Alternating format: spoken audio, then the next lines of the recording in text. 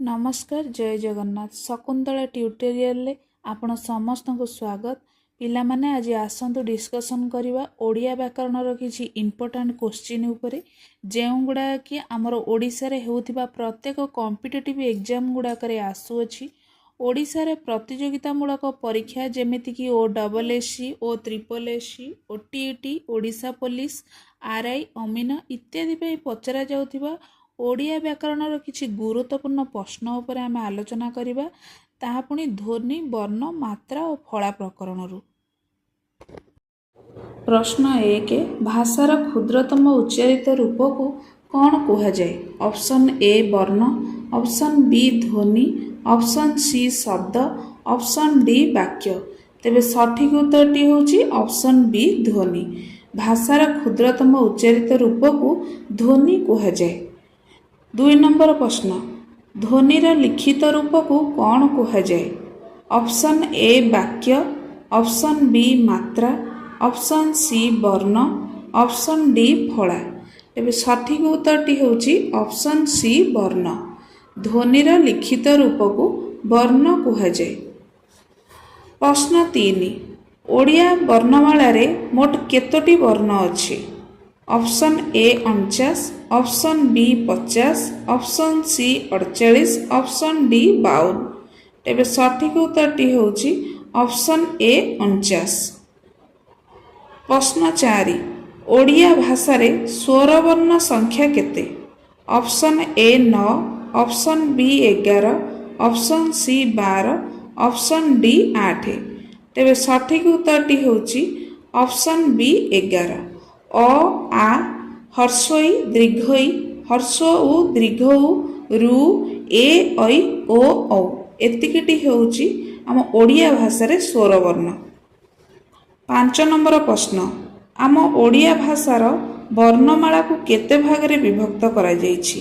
Option A 2, option B 3, option C 4, option D 5। तेबे सठिक उत्तरटी होची ऑप्शन ए 2। स्वर वर्ण आ गोटे होची व्यंजन वर्ण। एही दुई प्रकार ताको विभक्त करा जायछि ओडिया भाषार वर्णमाला।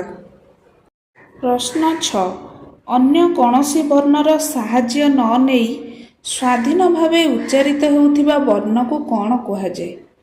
ऑप्शन ए व्यंजन वर्ण, ऑप्शन बी स्वर वर्ण, ऑप्शन सी अवर्गीय वर्ण, ऑप्शन डी जोगवाह वर्ण। तेबे सठिक उत्तरटी हेउची ऑप्शन बी स्वर वर्ण। अन्य कोनोसी वर्णर सहाय्य न नेई स्वाधीन भावे उच्चारित होथिबा वर्ण को स्वर वर्ण कहा जाय। प्रश्न 7 उच्चारण समय अनुसार स्वर वर्ण को केते भाग रे विभक्त करा जायछि? Option A 2, option B 3, option C 4, option D 5। तेबे सठिक उत्तरटी होची ऑप्शन ए 2। गोटे होची ह्रस्व स्वर आ गोटे होची दीर्घ स्वर। प्रश्न 8 ओडिया ध्वनि तत्व अनुसार शुद्ध स्वर ध्वनि बा मौलिक स्वर ध्वनि केतोटी? ऑप्शन ए 6टी, ऑप्शन बी 8टी, ऑप्शन सी 11टी, ऑप्शन डी 7टी। तेबे सठिक उत्तर हेउची ऑप्शन ए 6टी। अ आ हर्षई हर्षौ ए ओ एही 6टी हेउची हमर ओडिया ध्वनि तत्व रे शुद्ध स्वर ध्वनि बा मौलिक स्वर ध्वनि।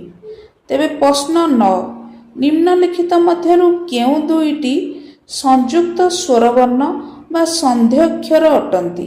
ऑप्शन ए आ ओ, ऑप्शन बी होची ऐ औ, ऑप्शन सी हर्षई हर्षौ, ऑप्शन डी आ दीर्घौ। तेबे सठिक उत्तरटी होची ऑप्शन बी ऐ आ औ। तले संयुक्त स्वर को युक्त स्वर, यौगिक स्वर, संधि अक्षर, संध्याक्षर बा द्विस्वर ध्वनि बोली मध्य कहा जाए। प्रश्न 10 दुईटी स्वर ध्वनिर मिश्रण रे गठित स्वर को कौन कहा जाए? ऑप्शन ए शुद्ध स्वर, ऑप्शन बी युग्म स्वर, ऑप्शन सी मौलिक स्वर, ऑप्शन डी ह्रस्व स्वर। तेबे सठिक उत्तरटी होची ऑप्शन बी ଯୁଗ୍ମ ସ୍ୱର ବା ସନ୍ଧି ଅକ୍ଷର। ପ୍ରଶ୍ନ 11 ନିମ୍ନଲିଖିତ ମଧ୍ୟରୁ କେଉଁଟି ଏକ ହର୍ଷୋ ସ୍ୱର ନୁହେଁ? ଅପସନ୍ ଏ ଅ, ଅପସନ୍ ବି ହର୍ଷୋ ଇ, ଅପସନ୍ ସି ହର୍ଷୋ ଉ, ଅପସନ୍ ଡି ଔ। ତେବେ ସଠିକ ଉତ୍ତରଟି ହେଉଛି ଅପସନ୍ ଡି ଔ। ପ୍ରଶ୍ନ 12 ଯେଉଁ ବର୍ଣ୍ଣଗୁଡ଼ିକ ସ୍ୱରବର୍ଣ୍ଣର ସାହାଯ୍ୟ ବିନା ଉଚ୍ଚାରିତ ହୋଇପାରନ୍ତି ନାହିଁ ସେଗୁଡ଼ିକୁ କ'ଣ କୁହାଯାଏ? ଅପସନ୍ ଏ ସ୍ୱରବର୍ଣ୍ଣ, ଅପସନ୍ ବି ବ୍ୟଞ୍ଜନ ବର୍ଣ୍ଣ, ଅପସନ୍ ସି ଅଯୋଗବାହ ବର୍ଣ୍ଣ, ଅପସନ୍ ଡି ଅନ୍ତସ୍ଥ ବର୍ଣ୍ଣ। ତେବେ ସଠିକ ଉତ୍ତରଟି ହେଉଛି ଅପସନ୍ ବି ବ୍ୟଞ୍ଜନ ବର୍ଣ୍ଣ। ଯେଉଁ ବର୍ଣ୍ଣଗୁଡ଼ିକ ସ୍ୱରବର୍ଣ୍ଣର ସାହାଯ୍ୟ ବିନା ଉଚ୍ଚାରିତ ହୋଇପାରନ୍ତି ନାହିଁ ସେଗୁଡ଼ିକୁ ଆମେ ବ୍ୟଞ୍ଜନ ବର୍ଣ୍ଣ କହିଥାଉ। ପ୍ରଶ୍ନ 13 ଓଡ଼ିଆ ବର୍ଣ୍ଣମାଳାରେ ବ୍ୟଞ୍ଜନ ବର୍ଣ୍ଣ ସଂଖ୍ୟା କେତୋଟି? Option A 30, option B 35, option C 39, option D 40। ତେବେ ସଠିକ ଉତ୍ତରଟି ହେଉଛି ଅପସନ୍ ସି 39। ପ୍ରଶ୍ନ 14 ଉଚ୍ଚାରଣ ସ୍ଥାନ ଦୃଷ୍ଟିରୁ ବ୍ୟଞ୍ଜନ ବର୍ଣ୍ଣକୁ କେତେ ଭାଗରେ ବିଭକ୍ତ କରାଯାଇଛି? Option A 2, option B 3, option C 4, option D 5। ତେବେ ସଠିକ ଉତ୍ତରଟି ହେଉଛି ଅପସନ୍ ଏ 2। ଗୋଟେ ହେଉଛି ବର୍ଗୀୟ ବ୍ୟଞ୍ଜନ ଆଉ ଗୋଟେ ହେଉଛି ଅବର୍ଗୀୟ ବ୍ୟଞ୍ଜନ। ପ୍ରଶ୍ନ 15 କ ଠାରୁ ମ ପର୍ଯ୍ୟନ୍ତ 25ଟି ବର୍ଣ୍ଣକୁ କି ବର୍ଣ୍ଣ କୁହାଯାଏ? ଅପସନ୍ ଏ ଅବର୍ଗୀୟ ବ୍ୟଞ୍ଜନ, ଅପସନ୍ ବି ବର୍ଗୀୟ ବ୍ୟଞ୍ଜନ, ଅପସନ୍ ସି ଅନ୍ତସ୍ଥ ବ୍ୟଞ୍ଜନ, ଅପସନ୍ ଡି ଉଷ୍ମ ବ୍ୟଞ୍ଜନ। ତେବେ ସଠିକ ଉତ୍ତରଟି ହେଉଛି ଅପସନ୍ ବି ବର୍ଗୀୟ ବ୍ୟଞ୍ଜନ। ତେବେ କ ଠାରୁ ମ ପର୍ଯ୍ୟନ୍ତ 25ଟି ବର୍ଣ୍ଣକୁ ଆମେ ବର୍ଗୀୟ ବ୍ୟଞ୍ଜନ ବୋଲି କହିଥାଉ। ପ୍ରଥମତଃ କହିଛି ଆମର ଉଚ୍ଚାରଣ ସ୍ଥାନ ଦୃଷ୍ଟିରୁ ବ୍ୟଞ୍ଜନ ବର୍ଣ୍ଣକୁ ଦୁଇ ଭାଗରେ ବିଭକ୍ତ କରାଯାଇଛି। ଗୋଟେ ହେଉଛି ବର୍ଗୀୟ ବ୍ୟଞ୍ଜନ ଆଉ ଗୋଟେ ହେଉଛି ଅବର୍ଗୀୟ ବ୍ୟଞ୍ଜନ। ସେଇ ବର୍ଗୀୟ ବ୍ୟଞ୍ଜନ ହେଉଛି କ ଠାରୁ ମ ପର୍ଯ୍ୟନ୍ତ 25ଟି ବର୍ଣ୍ଣ। ପ୍ରଶ୍ନ 16 ବର୍ଗୀୟ ବ୍ୟଞ୍ଜନର ସଂଖ୍ୟା କେତେ? Option A 20, option B 25, option C 30, option D 35। ତେବେ ସଠିକ ଉତ୍ତରଟି ହେଉଛି ଅପସନ୍ ବି 25। କ ଠାରୁ ମ ପର୍ଯ୍ୟନ୍ତ ଯେଉଁ 25ଟି ବର୍ଣ୍ଣ ରହିଲା ତାହାକୁ ଆମେ ବର୍ଗୀୟ ବ୍ୟଞ୍ଜନ ବୋଲି କହିଥାଉ। ପ୍ରଶ୍ନ 17 ଓଡ଼ିଆ ବ୍ୟାକରଣରେ ବର୍ଗୀୟ ବ୍ୟଞ୍ଜନକୁ କେତେ ଭାଗରେ ବିଭକ୍ତ କରାଯାଇଛି? Option A 4, option B 5, option C 6, option D 3। ତେବେ ସଠିକ ଉତ୍ତରଟି ହେଉଛି ଅପସନ୍ ବି 5। ଗୋଟେ ହେଉଛି କ ବର୍ଗ, ଚ ବର୍ଗ, ଟ ବର୍ଗ, ତ ବର୍ଗ, ପ ବର୍ଗ, କଚଟ ତପ। ଏହିପରି ଭାବରେ ମନେ ରଖନ୍ତୁ।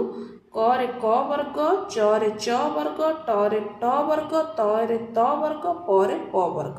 କଚଟ ତପ ହିସାବରେ 5ଟି ଭାଗରେ ବର୍ଗୀୟ ବ୍ୟଞ୍ଜନକୁ ବିଭକ୍ତ କରାଯାଇଛି। ତେବେ ପ୍ରଶ୍ନ ନମ୍ବର 18 କ ଖ ଗ ଘ ଙ ଏହି ବର୍ଣ୍ଣ ଗୁଡ଼ିକର ଉଚ୍ଚାରଣ ସ୍ଥାନ କେଉଁଠି? ଅପସନ୍ ଏ ତାଳୁ, ଅପସନ୍ ବି ମୂର୍ଦ୍ଧା, ଅପସନ୍ ସି କଣ୍ଠ, ଅପସନ୍ ଡି ଦନ୍ତ। ତେବେ ସଠିକ ଉତ୍ତରଟି ହେଉଛି ଅପସନ୍ ସି କଣ୍ଠ। ତେବେ କ ଖ ଗ ଘ ଙ ଏହି 5ଟି ବର୍ଣ୍ଣକୁ ଆମେ କଣ୍ଠ୍ୟ ବର୍ଣ୍ଣ ବୋଲି କହିଥାଉ। ପ୍ରଶ୍ନ 19 ଚ ଛ ଜ ଝ ନିୟ କି ଧରଣର ଧ୍ୱନି? ଅପସନ୍ ଏ କଣ୍ଠ୍ୟ, ଅପସନ୍ ବି ଦନ୍ତ୍ୟ, ଅପସନ୍ ସି ତାଲବ୍ୟ, ଅପସନ୍ ଡି ମୂର୍ଦ୍ଧନ୍ୟ। ତେବେ ସଠିକ ଉତ୍ତରଟି ହେଉଛି ଅପସନ୍ ସି ତାଲବ୍ୟ। ପ୍ରଶ୍ନ 20 ଠ କି ଧରଣର ଧ୍ୱନି? ଅପସନ୍ ଏ ଦନ୍ତ୍ୟ, ଅପସନ୍ ବି ଓଷ୍ଠ୍ୟ, ଅପସନ୍ ସି କଣ୍ଠ୍ୟ, ଅପସନ୍ ଡି ମୂର୍ଦ୍ଧନ୍ୟ। ସଠିକ ଉତ୍ତରଟି ହେଉଛି ଅପସନ୍ ଡି ମୂର୍ଦ୍ଧନ୍ୟ। ଟ ଠ ଡ ଢ ଣ ଏଗୁଡ଼ିକ ମୂର୍ଦ୍ଧନ୍ୟ ବର୍ଣ୍ଣ ହୋଇଥାଏ। ପ୍ରଶ୍ନ 21 ଚ ଛ ତ ଠ କେଉଁଟି ଦନ୍ତ୍ୟ ବର୍ଣ୍ଣ? ଅପସନ୍ ଏ ଚ, ଅପସନ୍ ବି ଛ, ଅପସନ୍ ସି ତ, ଅପସନ୍ ଡି ଠ। ତେବେ ସଠିକ ଉତ୍ତରଟି ହେଉଛି ଅପସନ୍ ସି ତ। ତ ଥ ଦ ଧ ନ ଏଗୁଡ଼ିକୁ ଆମେ ଦନ୍ତ୍ୟ ବର୍ଣ୍ଣ କହିଥାଉ ବା ଏଗୁଡ଼ିକ ଦନ୍ତ୍ୟ ବର୍ଣ୍ଣ ଅଟେ।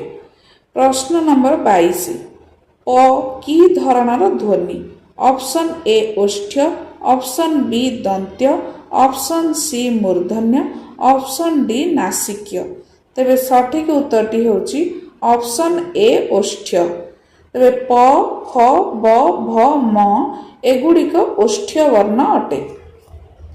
प्रश्न 23 उ न्य ण न म एगुड़िक की प्रकार वर्ण ऑप्शन ए दंत उष्ठ्य ऑप्शन बी कंठ उष्ठ्य ऑप्शन सी कंठ तालव्य ऑप्शन डी अनुनासिक तेबे सठिक उत्तरटी होची ऑप्शन डी अनुनासिक तेबे प्रत्येक वर्गर पंचम वर्ण अनुनासिक होइथाए जे पंचम वर्णर वर्ण गुड़ाक होची ना उ न्य ण न म एही पांचटी वर्ण होची अनुनासिक वर्ण।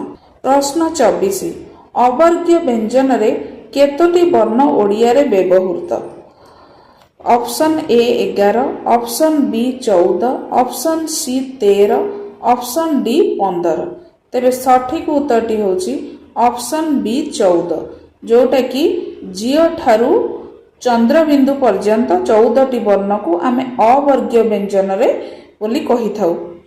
प्रश्न 25 उच्चारण दृष्टि अवर्गीय व्यंजन को केते भाग रे विभक्त करा जायछि option A 8 option B 4 option C 3 option D 6 तेबे सठिक उत्तरटी होछि ऑप्शन सी 3 तेबे उच्चारण दृष्टि अवर्गीय व्यंजन को आमर 3 भाग रे विभक्त करा जायछि गोटे होछि अंतस्थ वर्ण गोटे होछि ऊष्म वर्ण आ गोटे होछि अजगबाह वर्ण।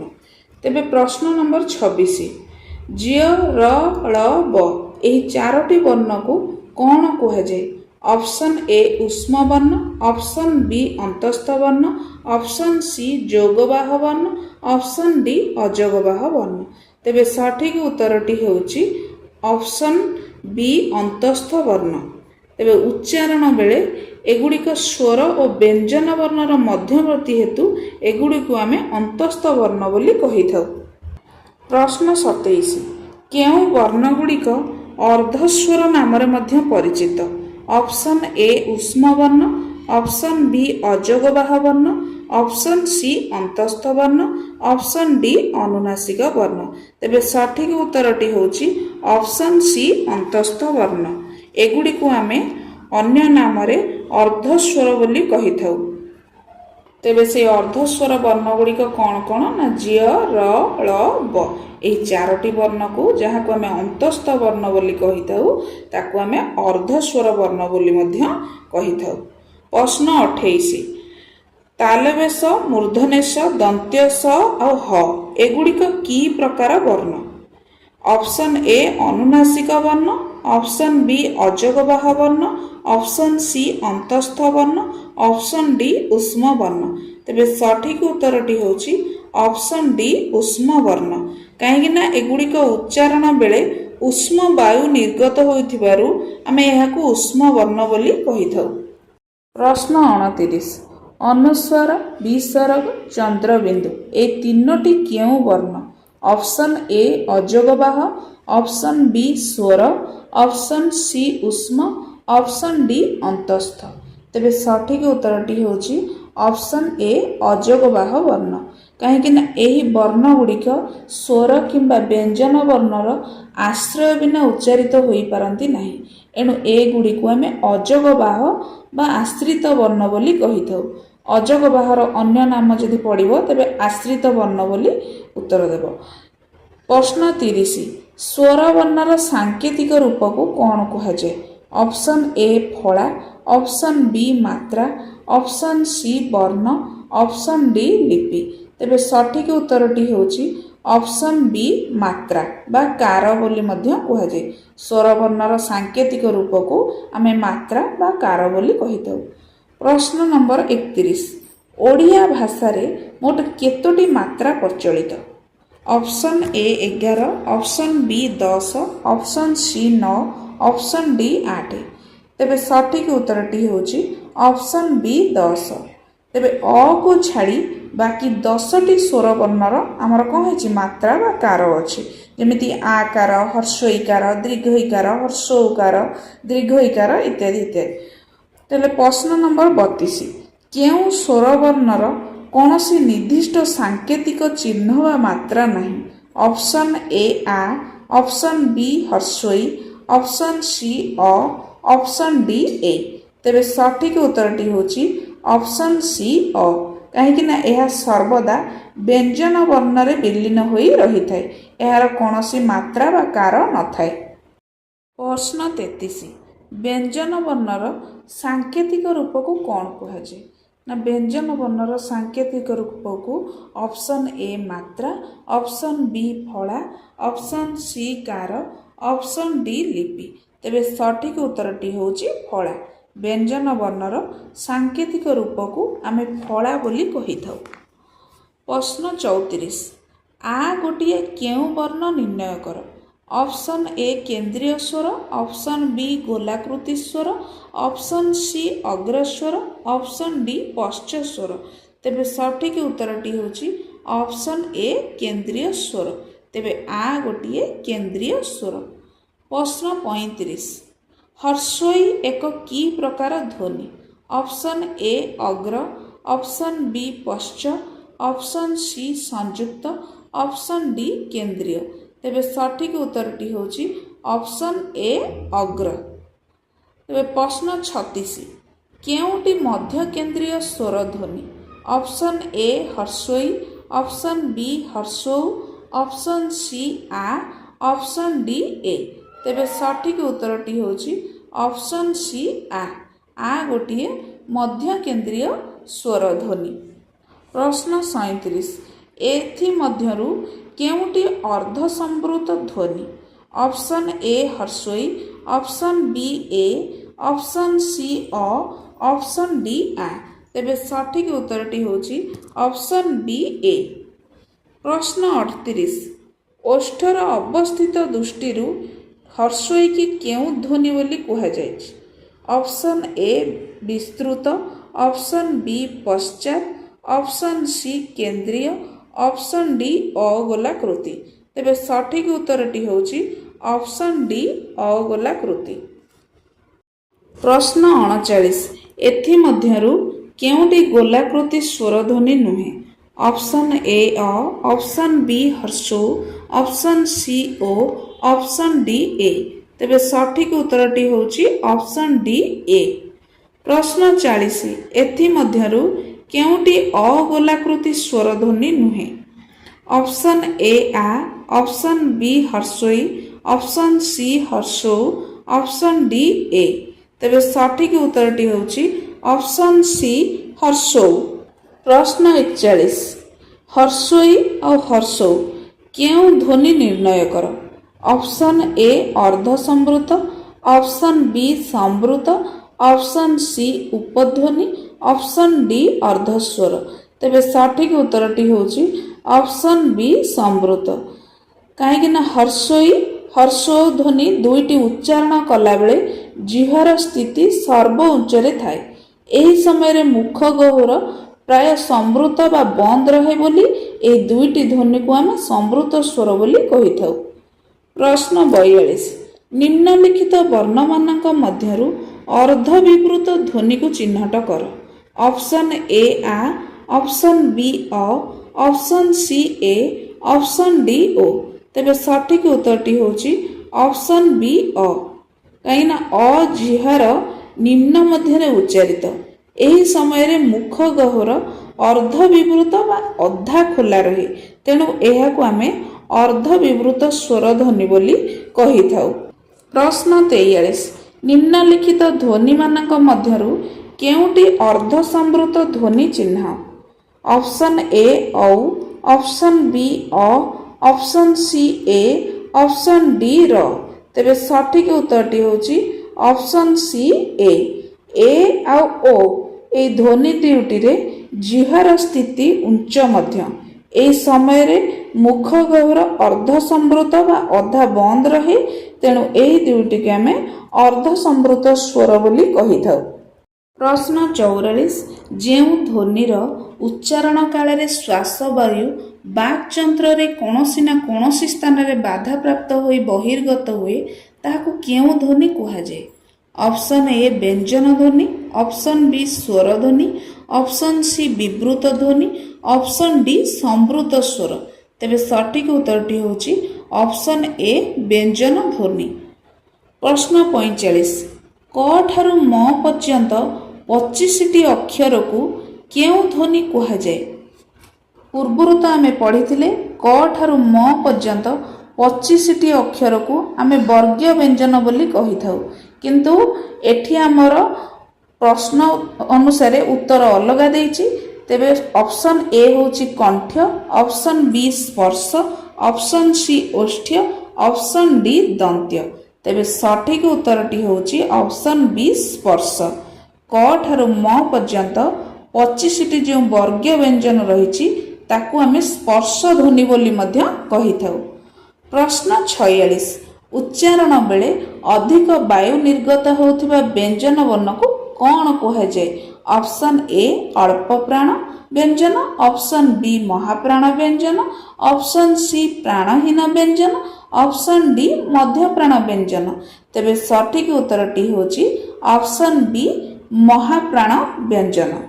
କାହିଁକି ନା ପ୍ରତ୍ୟେକ ବର୍ଗର ଦ୍ୱିତୀୟ ଓ ଚତୁର୍ଥ ବର୍ଣ୍ଣ ଅର୍ଥାତ୍ ଖ, ଛ, ଠ, ଥ, ଫ, ଘ, ଝ, ଢ, ଧ, ଭ ଆଦି ସ୍ପର୍ଶ ବ୍ୟଞ୍ଜନ ବର୍ଣ୍ଣ ଗୁଡ଼ିକର ଉଚ୍ଚାରଣରେ ବେଶୀ ଶ୍ୱାସବାୟୁ ନିର୍ଗତ ହେଉଥିବାରୁ ଏଗୁଡ଼ିକୁ ଆମେ ମହାପ୍ରାଣ ବ୍ୟଞ୍ଜନ ବୋଲି କହିଥାଉ।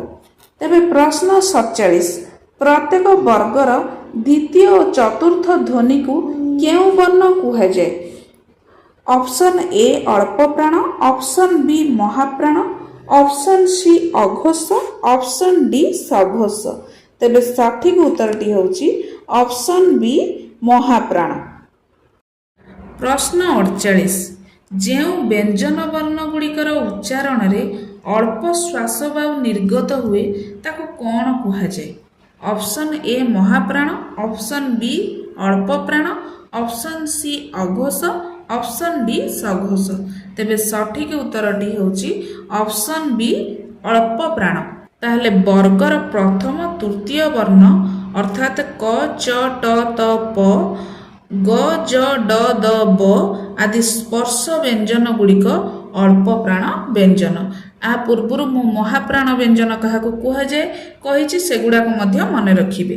ପ୍ରଶ୍ନ 49 ଯେଉଁ ବର୍ଣ୍ଣ ଗୁଡ଼ିକର ଉଚ୍ଚାରଣରେ କମ୍ପନ ବା ଘୋଷ ସୃଷ୍ଟି ହୋଇନଥାଏ ତାହାକୁ କେଉଁ ବର୍ଣ୍ଣ କୁହାଯାଏ? ଅପସନ୍ ଏ ଅଘୋଷ, ଅପସନ୍ ବି ସଘୋଷ, ସଘୋଷ ବା ଘୋଷ, ଅପସନ୍ ସି ଅଳ୍ପ ପ୍ରାଣ, ଅପସନ୍ ଡି ମହାପ୍ରାଣ। ତେବେ ସଠିକ ଉତ୍ତରଟି ହେଉଛି ଅପସନ୍ ଏ ଅଘୋଷ। ମାନେ ଯେଉଁ ବର୍ଣ୍ଣ ଗୁଡ଼ିକର ଉଚ୍ଚାରଣରେ କମ୍ପନ ବା ଘୋଷ ସୃଷ୍ଟି ହୁଏ ନାହିଁ ତାହାକୁ ଆମେ ଅଘୋଷ ବର୍ଣ୍ଣ ବୋଲି କହିଥାଉ। ତେବେ ବର୍ଗର ପ୍ରଥମ ଦ୍ୱିତୀୟ ବର୍ଣ୍ଣ ତଥା ସ, ସ, ସ ମାନେ ତାଲବେଶ, ମୂର୍ଦ୍ଧନେଶ, ଦନ୍ତ୍ୟସ ଏଗୁଡ଼ାକ ସବୁ ଅଘୋଷ ବ୍ୟଞ୍ଜନ ବର୍ଣ୍ଣ ଅଟନ୍ତି। ପ୍ରଶ୍ନ 50 ଯେଉଁ ଧ୍ୱନି ଗୁଡ଼ିକର ଉଚ୍ଚାରଣରେ କଣ୍ଠତନ୍ତ୍ରୀରେ କମ୍ପନ ସୃଷ୍ଟି ହୁଏ ତାହାକୁ କେଉଁ ବର୍ଣ୍ଣ କୁହାଯାଏ? ଅପସନ୍ ଏ ଅଳ୍ପ ପ୍ରାଣ, ଅପସନ୍ ବି ସଘୋଷ ବା ଘୋଷ, ଅପସନ୍ ସି ଅଘୋଷ, ଅପସନ୍ ଡି ମହାପ୍ରାଣ। ତେବେ ସଠିକ ଉତ୍ତରଟି ହେଉଛି ଅପସନ୍ ବି ସଘୋଷ ମାନେ ଘୋଷ। ତେବେ ବର୍ଗର ତୃତୀୟ ଚତୁର୍ଥ ବର୍ଣ୍ଣ ସଘୋଷ ଅଟନ୍ତି, ଆଉ ସମସ୍ତ ସ୍ୱର ଧ୍ୱନି ଓ ଅନୁନାସିକ ଧ୍ୱନି ମଧ୍ୟ ସଘୋଷ ଅଟନ୍ତି। ପ୍ରଶ୍ନ 51 ଯେଉଁ ବର୍ଣ୍ଣ ଗୁଡ଼ିକର ଉଚ୍ଚାରଣରେ ନାସିକାର ସାହାଯ୍ୟ ନିଆଯାଇଥାଏ ସେଗୁଡ଼ିକୁ କେଉଁ ବର୍ଣ୍ଣ କୁହାଯାଏ? ଅପସନ୍ ଏ ପାର୍ଶ୍ୱିକ ଧ୍ୱନି, ଅପସନ୍ ବି ଅନୁନାସିକ ବର୍ଣ୍ଣ, ଅପସନ୍ ସି ସଂଘର୍ଷୀ ଧ୍ୱନି, ଅପସନ୍ ଡି ସଘୋଷ ବର୍ଣ୍ଣ। ତେବେ ସଠିକ ଉତ୍ତରଟି ହେଉଛି ଅପସନ୍ ବି ଅନୁନାସିକ ବର୍ଣ୍ଣ। ତେବେ ପ୍ରତ୍ୟେକ ବର୍ଗର ପଞ୍ଚମ ବର୍ଣ୍ଣ ଅର୍ଥାତ୍ ଙ, ଣିୟ, ଣ, ନ, ମ ଆଦି ଅନୁନାସିକ ଧ୍ୱନି ଅଟେ। ଏହି ଧ୍ୱନିକୁ ଆମେ ନାସିକ୍ୟ ଧ୍ୱନି ବୋଲି ମଧ୍ୟ କହିପାରିବା। ए प्रश्न 52 ଯେଉଁ ଧ୍ୱନିର ଉଚ୍ଚାରଣ ବେଳେ ଭାଷଣ ବୟବରେ ସଂଘର୍ଷ ସୃଷ୍ଟି ହୋଇଥାଏ ତାହାକୁ କେଉଁ ଧ୍ୱନି କୁହାଯାଏ? ଅପସନ୍ ଏ ବଶ୍ୟ ଧ୍ୱନି, ଅପସନ୍ ବି ଲୁଣ୍ଠିତ ଧ୍ୱନି, ଅପସନ୍ ସି ସଂଘର୍ଷୀ ଧ୍ୱନି, ଅପସନ୍ ଡି ସ୍ପର୍ଶ ଧ୍ୱନି। ସଠିକ ଉତ୍ତରଟି ହେଉଛି ଅପସନ୍ ସି ସଂଘର୍ଷୀ ଧ୍ୱନି। ତେବେ ସ ଆଉ ହ এই ଦୁଇଟି ହେଉଛନ୍ତି ସଂଘର୍ଷୀ ଧ୍ୱନି। ଏଗୁଡ଼ିକ ମଧ୍ୟରୁ କେଉଁଟି କାକଲ୍ୟ ବ୍ୟଞ୍ଜନ ଧ୍ୱନି? ପ୍ରଶ୍ନ ନମ୍ବର 53 ଦେଖନ୍ତୁ। ଏଗୁଡ଼ିକ ମଧ୍ୟରୁ କେଉଁଟି କାକଲ୍ୟ ବ୍ୟଞ୍ଜନ ଧ୍ୱନି?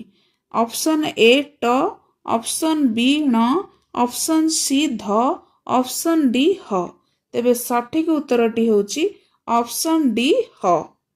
ପୂର୍ବ ପ୍ରଶ୍ନରେ ମୁଁ ଯେଉଁ ସଂଘର୍ଷୀ ଧ୍ୱନି ବିଷୟରେ କହିଲି ତାର ଦୁଇଟି ଉଦାହରଣ ଦେଲି, ଗୋଟେ ହେଉଛି ସ ଆଉ ଗୋଟେ ହେଉଛି ହ। ସେଇ ହଟି ହେଉଛି ମଧ୍ୟ କାକଲ୍ୟ ଧ୍ୱନି ଆଉ ସଟି ହେଉଛି ଘୃଷ୍ଟ ଧ୍ୱନି। ତେବେ ପ୍ରଶ୍ନ 54 ଦେଖନ୍ତୁ। ଏଗୁଡ଼ିକ ମଧ୍ୟରୁ କେଉଁଟି ଘୃଷ୍ଟ ଧ୍ୱନି? ଅପସନ୍ ଏ ହ, ଅପସନ୍ ବି ସ, ଅପସନ୍ ସି ଣ, ଅପସନ୍ ଡି ତ। ତେବେ ସଠିକ ଉତ୍ତରଟି ହେଉଛି ଅପସନ୍ ବି ସ। ତେବେ ମନେ ରଖିବେ, ଯେଉଁ ଧ୍ୱନିର ଉଚ୍ଚାରଣ ବେଳେ ଭାଷଣ ବୟବରେ ସଂଘର୍ଷ ସୃଷ୍ଟି ହୋଇଥାଏ ତାହାକୁ ଆମେ ସଂଘର୍ଷୀ ଧ୍ୱନି ବୋଲି କହିଥାଉ। ତାର ଉଦାହରଣ ହେଉଛି ଗୋଟେ ସ ଗୋଟେ ହ। କିନ୍ତୁ ସେଇ ଯେଉଁ ସ ହ ଦୁଇଟା ବର୍ଣ୍ଣ ରହିଲା, ସେଇ ବର୍ଣ୍ଣ ଭିତରୁ ଆମେ ହକୁ କାକଲ୍ୟ ବ୍ୟଞ୍ଜନ ଧ୍ୱନି ବୋଲି କହିବା ଆଉ ସକୁ ଘୃଷ୍ଟ ଧ୍ୱନି ବୋଲି କହିବା। ପ୍ରଶ୍ନ ନମ୍ବର 55 ଅଳ କେଉଁ ପ୍ରକାରର ଧ୍ୱନି? ଅପସନ୍ ଏ ଲୋଡ଼ିତ, ଅପସନ୍ ବି ସଂଘର୍ଷ, ଅପସନ୍ ସି ପାର୍ଶ୍ୱିକ, ଅପସନ୍ ଡି ନାସିକ୍ୟ। ତେବେ ସଠିକ ଉତ୍ତରଟି ହେଉଛି ଅପସନ୍ ସି ପାର୍ଶ୍ୱିକ। ପ୍ରଶ୍ନ 56 ଳ ଓ ଲ ମଧ୍ୟରେ ସମ୍ପର୍କ କ'ଣ? ଅପସନ୍ ଏ ଉଭୟ ମହାପ୍ରାଣ, ଅପସନ୍ ବି ଉଭୟ ପାର୍ଶ୍ୱିକ ବ୍ୟଞ୍ଜନ ଧ୍ୱନି, ଅପସନ୍ ସି ଉଭୟ ନାସିକ୍ୟ ଧ୍ୱନି, ଅପସନ୍ ଡି ଉଭୟ କାକଲ୍ୟ ଧ୍ୱନି। ତେବେ ସଠିକ ଉତ୍ତରଟି ହେଉଛି ଅପସନ୍ ବି ଉଭୟ ପାର୍ଶ୍ୱିକ ବ୍ୟଞ୍ଜନ ଧ୍ୱନି। ପ୍ରଶ୍ନ ନମ୍ବର 57 କେଉଁଟି କମ୍ପିତ ବା ଲୋଡ଼ିତ ଧ୍ୱନି? ଅପସନ୍ ଏ ଢ, ଅପସନ୍ ବି ଜ, ଅପସନ୍ ସି ର, ଅପସନ୍ ଡି ସ। ତେବେ ସଠିକ ଉତ୍ତରଟି ହେଉଛି ଅପସନ୍ ସି ର। 58 ବ୍ୟଞ୍ଜନ ବର୍ଣ୍ଣ ସହିତ ବ୍ୟଞ୍ଜନ ବର୍ଣ୍ଣର ମିଳନରେ କ'ଣ ସୃଷ୍ଟି ହୁଏ? ଅପସନ୍ ଏ ମାତ୍ରା, ଅପସନ୍ ବି କାର, ଅପସନ୍ ସି ଯୁକ୍ତାକ୍ଷର, ଅପସନ୍ ଡି କେଉଁଟି ନୁହେଁ। ତେବେ ସଠିକ ଉତ୍ତରଟି ହେଉଛି ଅପସନ୍ ସି ଯୁକ୍ତାକ୍ଷର। ପ୍ରଶ୍ନ 59 ଅଞ୍ଚ କେଉଁ ବର୍ଗର ଯୁକ୍ତାକ୍ଷର? ଅପସନ୍ ଏ ଚ ବର୍ଗ, ଅପସନ୍ ବି ଝ ବର୍ଗ, ଅପସନ୍ ସି ତ ବର୍ଗ, ଅପସନ୍ ଡି ପ ବର୍ଗ। ତେବେ ସଠିକ ଉତ୍ତରଟି ହେଉଛି ଅପସନ୍ ଏ ଚ ବର୍ଗ। ପ୍ରଶ୍ନ 60 କେଉଁ କେଉଁ ବ୍ୟଞ୍ଜନ ଧ୍ୱନି ମିଶିଲେ ଜ୍ଞ ଯୁକ୍ତ ଧ୍ୱନି ହୁଏ? ଅପସନ୍ ଏ ୱ ଯୁକ୍ତ ନ୍ୟ, ଅପସନ୍ ବି ଝ ଯୁକ୍ତ ନ୍ୟ, ଅପସନ୍ ସି ଜ ଯୁକ୍ତ ନ୍ୟ, ଅପସନ୍ ଡି ନ୍ୟ ଯୁକ୍ତ ଜ। ତେବେ ସଠିକ ଉତ୍ତରଟି ହେଉଛି ଅପସନ୍ ସି ଜ ଯୁକ୍ତ ନ୍ୟ। ଏହି ଦୁଇଟି ବର୍ଣ୍ଣ ମିଶିଲେ ଆମର ଜ୍ଞ ଯୁକ୍ତ ଧ୍ୱନିଟି ହୋଇଥାଏ। ପ୍ରଶ୍ନ 61 ଓଡ଼ିଆ ବର୍ଣ୍ଣମାଳା ମଧ୍ୟରୁ କେଉଁଟି ଏକ ଯୁକ୍ତାକ୍ଷର ଏବଂ ତାହା ଏକ ସ୍ୱତନ୍ତ୍ର ବର୍ଣ୍ଣ ଅଟେ? ଅପସନ୍ ଏ ୱ, ଅପସନ୍ ବି ୱ, ଅପସନ୍ ସି ନ୍ୟ, ଅପସନ୍ ଡି କ୍ଷ। ତେବେ ସଠିକ ଉତ୍ତରଟି ହେଉଛି ଅପସନ୍ ଡି କ୍ଷ। ପ୍ରଶ୍ନ 62 ଶବ୍ଦର ବ୍ୟୁତ୍ପତ୍ତିଗତ ବିଭାଗୀକରଣ କାହାର ବିଶ୍ଳେଷଣ ଦ୍ୱାରା ହୋଇଥାଏ? ଅପସନ୍ ଏ ପ୍ରକୃତି ପ୍ରତ୍ୟୟ, ଅପସନ୍ ବି ଉପସର୍ଗ ପ୍ରତ୍ୟୟ, ଅପସନ୍ ସି କୂର୍ଦନ୍ତ ତଦ୍ଧିତ, ଅପସନ୍ ଡି ଧାତୁ କ୍ରିୟା। ତେବେ ସଠିକ ଉତ୍ତରଟି ହେଉଛି ଅପସନ୍ ଏ ପ୍ରକୃତି ଓ ପ୍ରତ୍ୟୟ। ତେବେ ଶବ୍ଦର ବ୍ୟୁତ୍ପତ୍ତିଗତ ବିଭାଗୀକରଣ ପ୍ରକୃତି ଓ ପ୍ରତ୍ୟୟର ବିଶ୍ଳେଷଣ ଦ୍ୱାରା ହିଁ ହୋଇଥାଏ। ପ୍ରଶ୍ନ 63 ସୌନ୍ଦର୍ଯ୍ୟରେ ଏ ରେଖାଙ୍କିତ ଯୁକ୍ତାକ୍ଷରଟି କେଉଁ କେଉଁ ବର୍ଣ୍ଣକୁ ନେଇ ଗଠିତ? ଅପସନ୍ ଏ ज युक्त र युक्त य, ऑप्शन बी ज युक्त य युक्त र, ऑप्शन सी ज युक्त य, ऑप्शन डी र युक्त ज युक्त अ। तेबे सठिक उत्तरटी होची ऑप्शन डी र युक्त ज युक्त अ। प्रश्न 64 अंट अंठ अंड अंढ उक्त युक्ताक्षर गुड़िक केउं वर्ग अंतर्भुक्त? ऑप्शन ए त वर्ग, ऑप्शन बी क, ऑप्शन सी प, ऑप्शन डी ट। तेबे सठिक उत्तरटी होची ऑप्शन डी ट वर्ग। अंट अंठ अंड अंढ उक्त युक्ताक्षर गुड़िक ट वर्गर अंतर्भुक्त। प्रश्न 65 प्रत्येक वर्गर पंचम वर्ण सह उक्त वर्गर वर्णर संजोगरे कौन सृष्टि हुए? ऑप्शन ए फला, ऑप्शन बी मात्रा, ऑप्शन सी कार, ऑप्शन डी अनुनासिक बा युक्ताक्षर। तेबे सठिक उत्तरटी होची ऑप्शन डी अनुनासिक बा युक्ताक्षर। तेबे प्रत्येक वर्गर पंचम वर्ण सह उक्त वर्णर बा वर्गर वर्णर संजोगरे आमर अनुनासिक बा युक्ताक्षर सृष्टि हुए। प्रश्न 66 जिह्वार उच्चता दृष्टि हर्षोई केउं ध्वनि? ऑप्शन ए उच्च संवृत, ऑप्शन बी अर्ध संवृत, ऑप्शन सी निम्न संवृत, ऑप्शन डी अर्ध विवृत। तेबे सठिक उत्तरटी होची ऑप्शन ए उच्च संवृत। प्रश्न 67 जिह्वार विभाग दृष्टि केउंटी पश्चात स्वरध्वनि नुहे?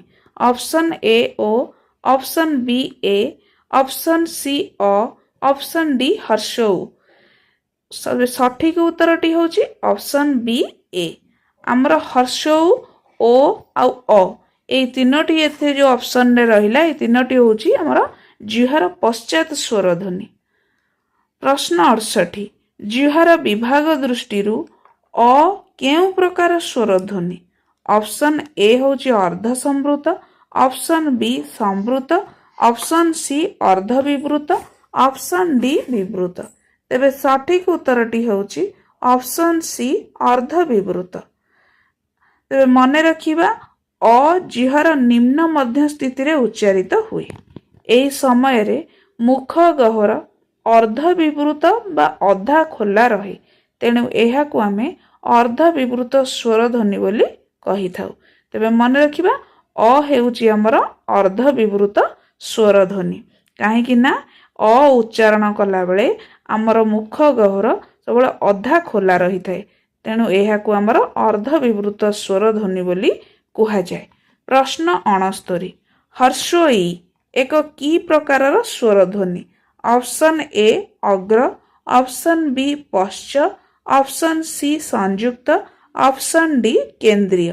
तेबे सठिक उत्तरटी होची ऑप्शन ए अग्र।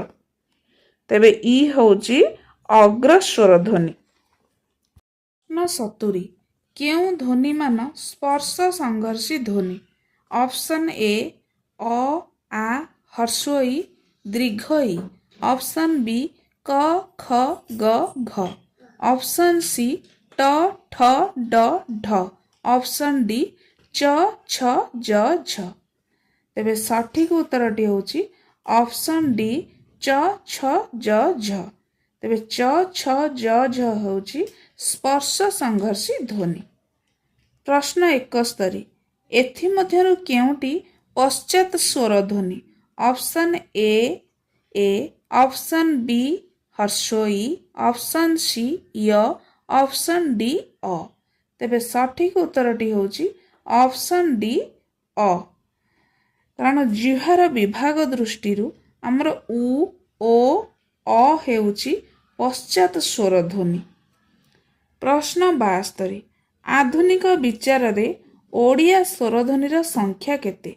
Option A 6, option B 7, option C 11, option D 9। तेबे सठिक उत्तरटी होची ऑप्शन सी 11। प्रश्न 73 उत्कल कमला विलास दीर्घिका एही पादरे केते थर पार्श्विक ध्वनि व्यवहृत होईछि? ऑप्शन ए थरे, ऑप्शन बी 2 थर, ऑप्शन सी 4 थर, ऑप्शन डी 3 थर। तेबे सठिक उत्तरटी होची ऑप्शन डी 3 थर। कहीं आमे जानिचे ळ आउ ल हेउची दुईटी पार्श्विक ध्वनि। तेबे उत्कल, कमला, विलास ए तीनटा जाकरे आमर ळ ळ ळ 3 थर ळर व्यवहार करा जाइछि। तेबे सेटा होची पार्श्विक ध्वनि। तेबे सठिक उत्तरटी होची यार ऑप्शन डी 3 थर। प्रश्न 74 स्वर वर्ण रे केतोटी ध्वनि अछि? Option A 9, option B 10, option C 11, option D 8। तेबे सठिक उत्तरटी होची ऑप्शन डी 8। प्रकृत रे हमर स्वर वर्ण संख्या 11 गोटी होइथिबा बेले हमर उच्चारण दृष्टि यार ध्वनि संख्या मात्र 8टी। सेगुड़िक होची अ, आ, इ, उ, ए, ऐ, ओ, औ। प्रश्न 75 ओडिया भाषा रे मौलिक स्वरध्वनि केतोटी? Option A 12, option B 11, option C 13, option D 6। तेबे सठिक उत्तरटी होची ऑप्शन डी 6। से 6टी होची हमर अ, आ, इ, उ, ए, ओ। प्रश्न 76 निम्नलिखित वर्णमानक मध्यरु केउटी प्रथम अक्षर रूपे व्यवहार होई पारे नाही? ऑप्शन ए ळ, ऑप्शन बी व, ऑप्शन सी ढ, ऑप्शन डी क्ष। तेबे सठिक उत्तरटी होची ऑप्शन ए ळ। ळ को हमें केवल प्रथम अक्षर रूपे व्यवहार करि परिबा नाही। जे कोनोसी गोटे शब्द गढ़िथिबा बेले ळ को हमें प्रथम अक्षर रूपे व्यवहार करि परिबा नाही। आ बाकी छाड़ी देले व, ढ, क्ष ए तीनोटी जाक प्रथम अक्षर रूपे हमें व्यवहार करि परिबा। प्रश्न 77 भाषार लिपिबद्ध रूप को कौन कहा जाए? ऑप्शन ए ध्वनि, ऑप्शन बी मात्रा, ऑप्शन सी वर्ण, ऑप्शन डी फला। तेबे सठिक उत्तरटी होची ऑप्शन सी वर्ण। भाषार लिपिबद्ध रूप को वर्ण कहा जाए।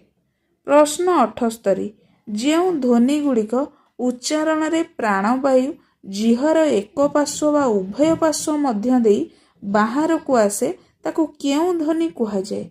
ऑप्शन ए वश्य ध्वनि, ऑप्शन बी पार्श्विक ध्वनि, ऑप्शन सी लोड़ित ध्वनि, ऑप्शन डी संघर्षी ध्वनि। तेबे सठिक उत्तरटी होची ऑप्शन ए वश्य ध्वनि। ताले जेउ ध्वनि गुड़िक उच्चारण रे हमर प्राणवायु जिहर एक पार्श्व बा उभय पार्श्व मध्य देई बाहर को आसे ताकू हमें वश्य ध्वनि बोली कहि थाउ। प्रश्न 79 एथिमध्यरु केउटी खंडेतर ध्वनि भावे परिगणित होइथे? ऑप्शन ए अ, ऑप्शन बी प, ऑप्शन सी अनुस्वार, ऑप्शन डी ह। तेबे सठिक उत्तरटी होची ऑप्शन सी अनुस्वार। अनुस्वार को हमें खंडेतर ध्वनि बोली मध्य कहि थाउ। प्रश्न 80 वर्गर केउ वर्ण अल्प प्राण व्यंजन ध्वनि बोली कहा जाए? ऑप्शन ए प्रथम और द्वितीय, ऑप्शन बी प्रथम और तृतीय, ऑप्शन सी द्वितीय और तृतीय, ऑप्शन डी तृतीय और चतुर्थ। तेबे सठिक उत्तरटी होची ऑप्शन बी प्रथम और तृतीय। तेबे वर्गर प्रथम वर्ण किए किए ना क, च, ट, त, प। आ तृतीय वर्ण गुड़ाक वर्गर किए किए ना ग, ज, ड, द, ब। यही प्रथम और तृतीय वर्ण गुड़ाक होची हमर अल्प प्राण व्यंजन ध्वनि। प्रश्न 81 वर्गर केउ वर्ण महाप्राण व्यंजन ध्वनि होइथे? ऑप्शन ए द्वितीय और चतुर्थ, ऑप्शन बी प्रथम और द्वितीय, ऑप्शन सी तृतीय और चतुर्थ, ऑप्शन डी द्वितीय और तृतीय। तेबे सठिक उत्तरटी होची ऑप्शन ए द्वितीय और चतुर्थ। ताले वर्गर द्वितीय वर्ण गुड़ाक किए किए ना ख, छ, ठ, थ, फ। आ वर्गर चतुर्थ वर्ण होची घ, झ, ढ, ध, भ। ताले ए जो वर्गर द्वितीय और चतुर्थ वर्ण गुड़ाक रहिला से गुड़ाक होची महाप्राण व्यंजन ध्वनि। आ वर्गर प्रथम और तृतीय गुड़ाक अल्प प्राण व्यंजन ध्वनि। प्रश्न 82 ବର୍ଗର କେଉଁ ବର୍ଣ୍ଣ ଅଘୋଷ ଧ୍ୱନି? ଅପସନ୍ ଏ ପ୍ରଥମ ଓ ତୃତୀୟ, ଅପସନ୍ ବି ପ୍ରଥମ ଓ ଦ୍ୱିତୀୟ, ଅପସନ୍ ସି ଦ୍ୱିତୀୟ ଓ ତୃତୀୟ, ଅପସନ୍ ଡି ତୃତୀୟ ଓ ଚତୁର୍ଥ। ତେବେ ସଠିକ ଉତ୍ତରଟି ହେଉଛି ଅପସନ୍ ବି ପ୍ରଥମ ଓ ଦ୍ୱିତୀୟ। ବର୍ଗର ପ୍ରଥମ ଓ ଦ୍ୱିତୀୟ ବର୍ଣ୍ଣ ହେଉଛି ଅଘୋଷ ଧ୍ୱନି। ପ୍ରଶ୍ନ 83 ବର୍ଗର କେଉଁ ବର୍ଣ୍ଣ ସଘୋଷ ବା ଘୋଷ ଧ୍ୱନି? ଅପସନ୍ ଏ ପ୍ରଥମ ଓ ଦ୍ୱିତୀୟ, ଅପସନ୍ ବି ଦ୍ୱିତୀୟ ଓ ତୃତୀୟ, ଅପସନ୍ ସି ତୃତୀୟ ଓ ଚତୁର୍ଥ, ଅପସନ୍ ଡି ପ୍ରଥମ ଓ ତୃତୀୟ। ତେବେ ସଠିକ ଉତ୍ତରଟି ହେଉଛି ଅପସନ୍ ସି ତୃତୀୟ ଓ ଚତୁର୍ଥ। ତାହେଲେ ମନେ ରଖନ୍ତୁ ବର୍ଗର ପ୍ରଥମ ଓ ଦ୍ୱିତୀୟ ବର୍ଣ୍ଣ ହେଉଛି ଅଘୋଷ ଧ୍ୱନି ଆଉ ବର୍ଗର ତୃତୀୟ ଓ ଚତୁର୍ଥ ବର୍ଣ୍ଣ ହେଉଛି ସଘୋଷ ବା ଘୋଷ ଧ୍ୱନି। ପ୍ରଶ୍ନ 84 କେଉଁ ସ୍ୱର ଧ୍ୱନିରେ ଦୁଇ ଗୋଟି ମାତ୍ରା ଅଛି? Option A E, option B O, option C A, option D ଅ। ତେବେ ସଠିକ ଉତ୍ତରଟି ହେଉଛି ଅପସନ୍ ବି ଓ। ଓ ସ୍ୱର ଧ୍ୱନିରେ ଆମର ଦି ଗୋଟି ମାତ୍ରା ଥାଏ, ଗୋଟେ ପଟେ ହେଉଛି ଏ କାର ଆଉ ପାଖରେ ହେଉଛି ଆ କାର। এই ଦୁଇଟା ଯାକ ଥାଏ, ସେଇଟାକୁ ସେଥିପାଇଁ ଅପସନ୍ ଓରେ ଆମର ଦୁଇଟା ସ୍ୱର ଧ୍ୱନି ଅଛି ବୋଲି କୁହାଯାଇଛି। ପ୍ରଶ୍ନ 85 ଓଡ଼ିଆ ଭାଷାରେ ଅଗ୍ରସ୍ୱର ବର୍ଣ୍ଣକୁ ନିର୍ଣ୍ଣୟ କର। Option A E A, option B ଅ ହର୍ଷ ଉ ଆଉ ଓ, ଅପସନ୍ ସି ଆ ଅ, ଅପସନ୍ ଡି ଏ ଓ। ତେବେ ସଠିକ ଉତ୍ତରଟି ହେଉଛି ଅପସନ୍ ଏ ଇ ଆଉ ଏ। ଓଡ଼ିଆ ଭାଷାରେ ଅଗ୍ରସ୍ୱର ବର୍ଣ୍ଣ ହେଉଛି ଇ ଆଉ ଏ।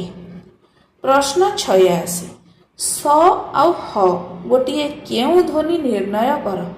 ଅପସନ୍ ଏ ପାର୍ଶ୍ୱିକ ଧ୍ୱନି, ଅପସନ୍ ବି ସଂଘର୍ଷୀ ଧ୍ୱନି, ଅପସନ୍ ସି ନାସିକ୍ୟ ଧ୍ୱନି, ଅପସନ୍ ଡି ଲୋଡ଼ିତ ଧ୍ୱନି।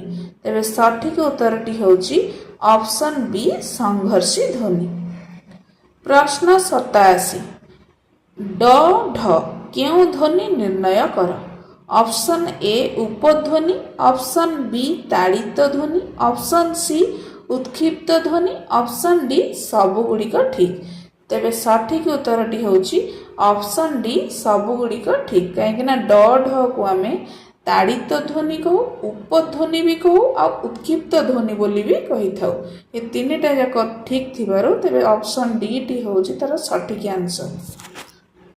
ପ୍ରଶ୍ନ 88 କେଉଁ କାରଣରୁ ସ୍କୁଲ ଇସ୍କୁଲରେ ପରିଣତ ହୋଇଥାଏ? ଅପସନ୍ ଏ ସମଧ୍ୱନି, ଅପସନ୍ ବି ସ୍ୱରାଗମ, ଅପସନ୍ ସି ସ୍ୱର ଲୋପ, ଅପସନ୍ ଡି ବ୍ୟଞ୍ଜନ ଲୋପ।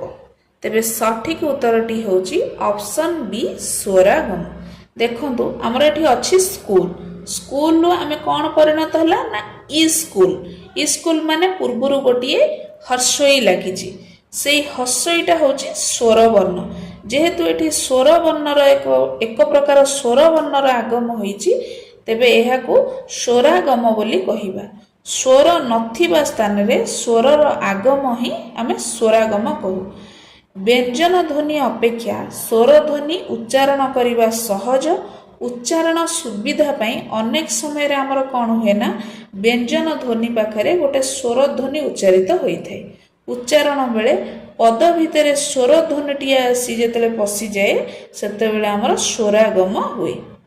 ଏହି ସ୍ୱରାଗମକୁ ଆମର ଆଦ୍ୟ ସ୍ୱରାଗମ, ମଧ୍ୟ ସ୍ୱରାଗମ ଓ ଅନ୍ତ୍ୟ ସ୍ୱରାଗମ ରୂପରେ ମଧ୍ୟ ବିଭକ୍ତ କରାଯାଇଛି। ମନେ ରଖିବେ ସ୍ୱରାଗମକୁ ଆମର ତିନି ଭାଗରେ ବିଭକ୍ତ କରାଯାଇଛି। ଗୋଟେ ଆଦ୍ୟ ସ୍ୱରାଗମ, ଗୋଟେ ମଧ୍ୟ ସ୍ୱରାଗମ ଆଉ ଗୋଟେ ଅନ୍ତ୍ୟ ସ୍ୱରାଗମ। ପ୍ରଶ୍ନ 89 ଅଭ୍ୟନ୍ତର ଶବ୍ଦଟି ନିମ୍ନୋକ୍ତ କେଉଁ କାରଣରୁ ଭିତର ଶବ୍ଦରେ ରୂପାନ୍ତରିତ ହୋଇଛି? ଅପସନ୍ ଏ ବଳାଘାତ, ଅପସନ୍ ବି ଆଦ୍ୟ ସ୍ୱର ଲୋପ, ଅପସନ୍ ସି ତାଲବ୍ୟ ଭବନ, ଅପସନ୍ ଡି ସଘୋଷୀ ଭବନ। ତେବେ ସଠିକ ଉତ୍ତରଟି ହେଉଛି ଅପସନ୍ ବି ଆଦ୍ୟ ସ୍ୱର ଲୋପ। ଏହି ପ୍ରକ୍ରିୟାରେ ଶବ୍ଦର ଆଦ୍ୟରେ ବା ମୂଳରେ ବା ପ୍ରଥମରୁ ଥିବା ସ୍ୱର ଧ୍ୱନିଟି ଲୋପ ପାଇଯାଇଛି। ସେଥିପାଇଁ ଅଭ୍ୟନ୍ତର ଶବ୍ଦଟା ଭିତର ହୋଇଛି। ପୂର୍ବରୁ ଯେଉଁ ଗୋଟେ ଥିଲା ସେ ଟା ଏଠାରେ ଲୋପ ହୋଇଯାଇଛି, ସେଥିପାଇଁ ଆଦ୍ୟ ସ୍ୱର ଲୋପ ବୋଲି କୁହାଯାଉଛି। ପ୍ରଶ୍ନ 90 ଭାଇନା ଶବ୍ଦଟି ଭାଷା ତତ୍ତ୍ୱର କେଉଁ ନିୟମରେ ହୋଇଛି? ଅପସନ୍ ଏ ବ୍ୟଞ୍ଜନାଗମ, ଅପସନ୍ ବି ସ୍ୱରାଗମ, ଅପସନ୍ ସି ସମାକ୍ଷର ଲୋପ, ଅପସନ୍ ଡି ବର୍ଣ୍ଣ ବିପର୍ଯ୍ୟୟ। ତେବେ ସଠିକ ଉତ୍ତରଟି ହେଉଛି ଅପସନ୍ ସି ସମାକ୍ଷର ଲୋପ। ଦେଖନ୍ତୁ, ପଦ ମଧ୍ୟ ସ୍ଥିତ ଦୁଇଟି ପରସ୍ପର ସଂଲଗ୍ନ ସମଧ୍ୱନ୍ୟାତ୍ମକ ଅକ୍ଷରରୁ ଗୋଟିଏ ଲୋପ ପାଇଗଲେ ସେଠି ସମାକ୍ଷର ଲୋପ ବୋଲି ହୁଏ। ଯେମିତି ଆମର ଭାଇନା ଶବ୍ଦ, ଭାଇନାର ପୂର୍ବରୁ ଥିଲା ଭାଇ ନନା, ଭାଇ ନନାରୁ ଗୋଟେ ସମ ଅକ୍ଷର ଗୋଟେ ନକୁ ଏଠି ଲୋପ କରା ହେଇଗଲା, କେବଳ ଭାଇ ନନାଟା ଭାଇନା ହେଲା। ସେଥିପାଇଁ କହିଛି ପଦ ମଧ୍ୟ ସ୍ଥିତ ଦୁଇଟି ପରସ୍ପର ସଂଲଗ୍ନ ସମଧ୍ୱନ୍ୟାତ୍ମକ ଅକ୍ଷରରୁ, ମାନେ ଏଠି ବି ନ ଅଛି ଏଠି ବି ନ ଅଛି, ଏଇ ସମଧ୍ୱନ୍ୟାତ୍ମକ ଅକ୍ଷରରୁ ଗୋଟେ ଲୋପ ପାଇଯିବ, ମାନେ ଏଠି ଗୋଟେ ନକୁ କଟେଇଗଲା, ମାନେ କଟିଗଲା ପରେ ଭାଇ ନନାରୁ ଭାଇନା ରହିଲା। ସେମିତି ପାଦୋଦକ, ପାଦୋଦକଟା ହେବ ପାଦୁକ। ପ୍ରହର ରାଜ, ଏଠି ର ଲୋପ ହେଇଗଲା, ପ୍ରହରାଜ। ଚାଲନ୍ତୁ ଦେଖିବା ପ୍ରଶ୍ନ 91 ଷ୍ଟେସନ ଶବ୍ଦ କେଉଁ କାରଣରୁ ଷ୍ଟେସନରେ ପରିଣତ ହୋଇଛି? ଅପସନ୍ ଏ ସ୍ୱରାଗମ, ଅପସନ୍ ବି ବ୍ୟଞ୍ଜନାଗମ, ଅପସନ୍ ସି ବ୍ୟଞ୍ଜନ ଲୋପ, ଅପସନ୍ ଡି ସ୍ୱର ଲୋପ। ତେବେ ସଠିକ ଉତ୍ତରଟି ହେଉଛି ଅପସନ୍ ସି ବ୍ୟଞ୍ଜନ ଲୋପ। ପ୍ରଶ୍ନ 92 କେଉଁ କାରଣରୁ ଇଂରାଜୀ ହୋଇଛି? ଅପସନ୍ ଏ ସ୍ୱର ସମୀଭବନ, ଅପସନ୍ ବି ସ୍ୱରାଗମ, ଅପସନ୍ ସି ସଘୋଷୀ ଭବନ, ଅପସନ୍ ଡି ବିଷମୀ ଭବନ। ତେବେ ସଠିକ ଉତ୍ତରଟି ହେଉଛି ଅପସନ୍ ଡି ବିଷମୀ ଭବନ। କାହିଁକି ନା ଉଚ୍ଚାରଣ ସୌନ୍ଦର୍ଯ୍ୟ ପାଇଁ ପରସ୍ପର ସଂଲଗ୍ନ ଦୁଇଟି ସମଚାରିତ ଧ୍ୱନି ଯେତେବେଳେ ବିଷମ ହେଇଯାଆନ୍ତି ସେତେବେଳେ ବିଷମୀ ଭବନ ହୁଏ। ସେଥିପାଇଁ ଆମର ଇଂରାଜୀ ହୋଇଛି। ତ ପିଲାମାନେ, ଆଶା କରୁଛି ଓଡ଼ିଆ ବ୍ୟାକରଣର ଏହି ଧ୍ୱନି, ବର୍ଣ୍ଣ, ମାତ୍ରା ଓ ଫଳା ପ୍ରକରଣର ଏହି ସମସ୍ତ ମଲ୍ଟିପୁଲ୍ ଚଏସ୍ କୋଶ୍ଚିନ୍ ଆନ୍ସର ଗୁଡ଼ିକ ଆପଣମାନଙ୍କର ବହୁତ ଆବଶ୍ୟକତା ପୂରଣ କରିବାରେ ସାହାଯ୍ୟ କରିବ, ଏହା ମୋର ଆଶା ଓ ବିଶ୍ୱାସ। ଆଶା କରୁଛି ଆଉ ଏହିପରି ବ୍ୟାକରଣ ଓ ଅନ୍ୟାନ୍ୟ ବିଷୟ ଗୁଡ଼ିକର ମଲ୍ଟିପୁଲ୍ ଚଏସ୍ କୋଶ୍ଚିନ୍ ଆନ୍ସର ପାଇବା ପାଇଁ ଏହି ଚ୍ୟାନେଲକୁ ସବସ୍କ୍ରାଇବ୍ କରନ୍ତୁ, ଲାଇକ୍ କରନ୍ତୁ, ସେୟାର ମଧ୍ୟ କରନ୍ତୁ। ରହିଲି, ନମସ୍କାର, ଜୟ ଜଗନ୍ନାଥ।